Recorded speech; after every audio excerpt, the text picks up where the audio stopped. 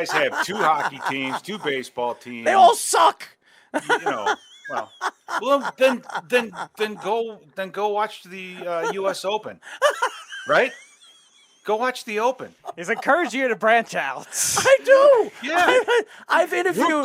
Go to the U.S. Open. Which one? Tennis? Not golf. Tennis. Okay, I've been and there. just root for the home team. There is no home team. Home player? I don't know. There's doubles. I mean, whatever. Marty Fish. He was the only American guy that I like. There's doubles. That's a team sport, right? Yeah. It's funny that Go watch doubles. It's funny that you brought up Marty Fish. There was a Netflix. Netflix did something about men's tennis and stuff like that. And Marty Fish had the same surgery I had. He found out he had a delta wave in his heart when he was in. Yeah. Yes, and I had the same thing. I found out when I was 22 years old that I had a delta wave in my heart, and I had to have a really fast surgery on it, which obviously would have caused me a heart attack or all that. But I never. 1 out of every 200 people get it.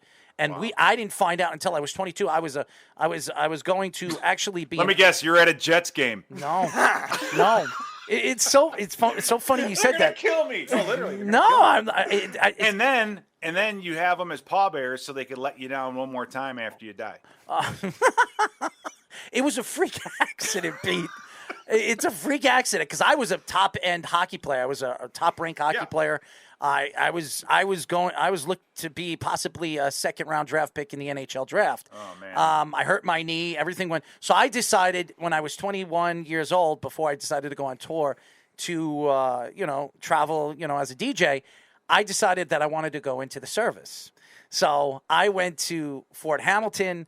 I went through all the different, I guess you could the health things that the process that they wanted me to do, and then I had a EKG, and the EKG found the doctor found that there was something irregular about my heartbeat. He says we can't accept this. You got to go and see a heart doctor. And I went to see a heart doctor. I did all the echo, everything like that. And he tells me, I said, well, Doc, am I going to die? He says, you're not going to die, but it's kind of freakishly weird. You are a high-profiled athlete. You never had asthmatic problems. You never had breathing problems. And you have a delta wave in your heart, which is a different path, path to your blood path to your heart, which could cause breathing problems and eventually heart attack. If you keep it. He says you need to start the process and all this other. So they started this ablation thing 5 years before, and I had a heart procedure done, and I was the youngest guy on the heart ward to have something like this done. Thank God I'm 100% healthy right now, and. Same thing with Marty Fish. Marty Fish had the same thing, and he didn't know what was wrong. Marty's a Minnesota guy. Yes, and so I've got to know him over the years. He's just an awesome dude. Yes. And in your case, kind of thank God in a way. It just kind of things went the way that they did, and thank God you still have the ability to roll your passion into something like a radio show. That's one of the hardest things is once the sports gets taken away from you, and so like for me, I mean, once I quit playing, I'm like, all right, I'm going to start coaching. So I coached with the Vikings, and I was there for 4 years, and that about killed me, and it's like, so when you finally cut that cord, thank God I still have the radio and TV and things that I do. So I'm involved at a level that I can finally sit back and enjoy. But where do you throw all that? Right. Your whole life is structured about hockey, right? Everything goes around the hockey schedule. It's so easy to make it, I can't go to this wedding, can't go to do this, can't go do that because I got this, I can't, and then all of a sudden you get out of it and you're at work and you're like, well, when do I go home? How sick does my kid have to be for me to take a day off work? Imagine if Errol lived in Minnesota like you. Right. Is it like 107? Can I go home? Or if he's 104, it's like, it's a bizarre thing, but you know what? Hey, we're lucky that that happened to you. Yeah, I mean, I don't think you probably don't think that you're happy that you hurt your knee and all that. No. I have thank God you're still here. Absolutely, I have some regrets, but this is something. All. Yes. All that means is you live. Yeah, you're absolutely right. Yeah. Who hasn't lived? Who doesn't have regrets? If they, guys that don't have any regrets are the ones that haven't done anything. Absolutely, and even with radio, it's a very competitive industry now, and I compete, and I know what I do and how I do it. I'm very unique and very different, and I want to be the best. I want to be known as the biggest radio. Yeah, you're the Jets fan. Yeah, I'm the idiot. Unique. Just call me the idiot, Errol the idiot Marks. No, I wouldn't do that. Well, I'm a Jet fan, so I have to be an idiot. You might just be a glutton for punishment, right? Some people like that. Hey, I'm not saying it's right. Some people just like that stuff. Some people, the only way they know they're alive is when they feel pain.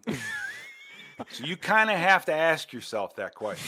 Oh, I feel pain, all right. Pete, about a month and a half ago, we had Brandon Jacobs on the show, and he literally asked him the same thing. Like, what is it like growing up during all this pain? And hey, you know what? I grew up a Cubs fan. Oh, so I know all about pain. So I know the feeling. Well, I don't know if you know that feeling when you have. I don't know. I'm a Jet fan. I'm an Islander fan. Years, I don't know. I'm an Islander fan. When you have 4 first-round picks this year and end up with 3 wins? Yeah. No, I don't know that feeling. No, let's hope that doesn't happen. We got a lot of talent. Well, hopefully you guys win some games. We got no one to throw them to, but they're really talented. Okay. Well, that's what you have to say. And we're not here to talk about the Jets, but I do believe when you look at the Jets roster, you can compare their roster to Buffalo. You can compare their roster to some of the good teams. But there's one thing that you don't have.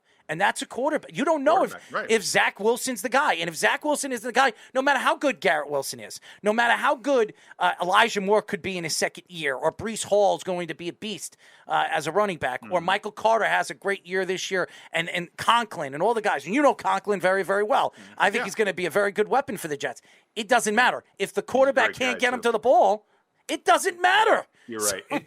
There was a time, I think, when you could have a above average quarterback and win a Super Bowl, and I still think that's still kind of the case, still maybe sort of kind of the case, but that gap is widening, I think, as the years go by, so if you do have an unbelievable, the Bears in '85 won it with McMahon. Yep. McMahon was a good quarterback. Was he any better? Brad Johnson wins one with the Tampa Bay Buccaneers. I love Brad. He's a friend of mine, played with him. He didn't even start in college, right? And he wins a Super Bowl. So, and the list goes on and on and on and on. Anyway, who's your backup again? On the Jets? Yeah. Well, Flacco. Yeah, okay. Joe Flacco, another guy that had a really good defense that, he won a Super Bowl. My point is that you don't have to, if you can figure out that other side of the ball. I'm trying to give you some hope here. I don't know if it's helping. Please. Maybe I'm just trying to set you up for the fall, but I'm not sadistic. I'm going to blame you. I am going to blame you. Wow. If the Jets have a bad season, I'm going to say, damn you, Pete. You screwed me again. Yeah, I mean, blame me. Sure, go ahead. Pete will have full control of it when the Vikings beat the Jets whenever they play them later in the season. Hey, you did have Rex Grossman take you all the way to the Super Bowl. We do play you guys this year. Yes, you do. Yes, you do. Whoa. Am I going to be on that week? Oh, absolutely. Should we just get it on account? Absolutely. Assuming you want me back on, of course. Let's pencil that one in. Absolutely, because we're going to talk about the Jets' record as 0-7, and your Vikings are right now on the borderline. 2-5, and we'll be like, yeah. It's December 4th, so that must be like week 14 or something like that. It's at Minnesota. Oh, I'm sorry. We'll be 2-12. Come on out to Minnesota. Minnesota in December is just lovely. You'll love it. You'll love it. Sun goes down at 4:30 in the afternoon. I love that. Cold. I love the cold. That's right. You're a hockey guy. I love the cold. Everybody sits here. It's so funny. We have a studio. Every studio I've ever been in, I always tell the studio, open up the window. They say, oh, it's going to make sound. I said, I want the cold. I want the cold breeze on me. He's chilly. I'm sitting there, and I'm like, this isn't cold. If you think this is cold. Here's another timely bit. Has absolutely nothing to do with football. But you would get this because you're a hockey guy and you played in Canada, right? Yes, I did. What sits in the north end of every hockey stadium in Canada? Picture of whom? A Zamboni? No, the Queen. That's right. They got it. Because I was thinking about that. I'm like, oh my goodness, they got like thousands and thousands of pictures they're gonna have to take down and put up new ones now. Yeah. Prince William. But yeah, you go into you go. I've been to Calgary. I used to have to go to Calgary all the time, and you're in there's a arena right by the Stampede. Where the Flames play, and you look up in the north end of the stadium, I'm like, what is that? It's like, oh, there's a picture of the Queen in every, in every Canadian Well, stadium. England owns Canada. That's pretty much all their. Really? Yes, they do. They absolutely do. And how's that going for you? Well, it doesn't do much. I mean, free benefits. Okay. That's about it. I mean, here in the United States, you're lucky to get benefits. Unless you're in Montreal, then you're owned by all the French. You're gonna have to. Right. That's true too. That's true. Why am I on here again? Oh yeah, that's right. The Vikings. That's weird. As everybody knows, we are talking to former Vikings linebacker and current Vikings radio network analyst, Pete Bercich. All right, so back to the Vikings and coaching that does not have to do with the Jets. They hire Kevin O'Connell to be their head coach. Actually, they were in the coaching search last time we had you on. Now they brought him in. Sean McVay disciple. We've seen a lot of them have success in terms of turning around the team. We saw Brandon Staley, Matt LaFleur, a lot of guys, even Zach Taylor, who I questioned his coaching a little bit, but that with the Bengals. So what have you seen so far from Kevin O'Connell with the offense and also with just the team culture, and how is it different from what they had with Mike Zimmer?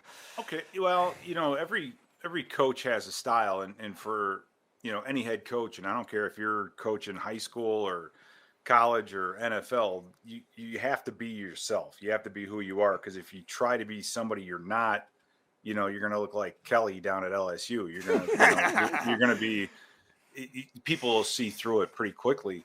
And the one thing I like about Kevin is he talks about the culture and that kind of thing. It's not like they need. Let me put it this way: when I was coaching with Mike Tice, and we had the Love Boat thing, we had the Randy Moss trade, we had a lot of off the field things going on. When they brought Childress in, that was a culture change. That's what that was for. They wanted to, tighten the reins on everybody and everything. This is just, I think, Kevin O'Connell and Kwesi Adolfo-Mensah, our new GM. This is just how they want to do it, right? They're both younger guys. Listen to me. But you don't have to spend more than 10 minutes or 15 minutes with Coach O'Connell. He's very articulate. And he's so up tempo. I mean, he's always just boom, boom, boom, boom, boom, and that part of it's contagious. And he also does a very, very good job of turning the complex into something that's simple. And that's what I think good coaches do, right? You look at this game, and on many levels, it looks unbelievably complex, but you have to simplify it. And when you're coaching a player, it's not like you have to simplify it so they can draw it on the board. You got to simplify it to the point where they can remember this when they're on the field after being hit in the head 20 times and, they're dying, they're breathing, they have that's how ingrained these things have to be. And I think Kevin can do that. And so I've been extremely impressed with him, and some of the coaches that they've brought in. I think it was very prudent for him to bring in like a Ed Donatel, a guy with a ton of experience. That way he can concentrate on the offense and he doesn't have to worry about what's going on defensively. Ed can manage the game, take timeouts if he has, whatever. You have a lot of experience on the other side of the football. So I just can't wait to see this, on the field on Sunday. And then in the Jet fan in me, I'm just like, careful what you wish for, right? So we'll see. But the players, Mike Zimmer was an awesome coach. He was an unbelievably good coach, but he's just a different personality. He's the old grumpy guy, and there are a lot of old grumpy guys. That won Super Bowls.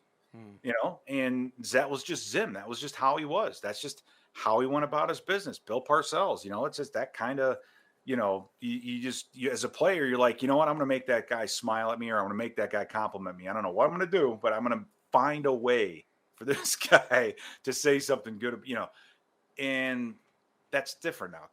It's such a different atmosphere, different players. I mean, it's the game's changed quite a bit.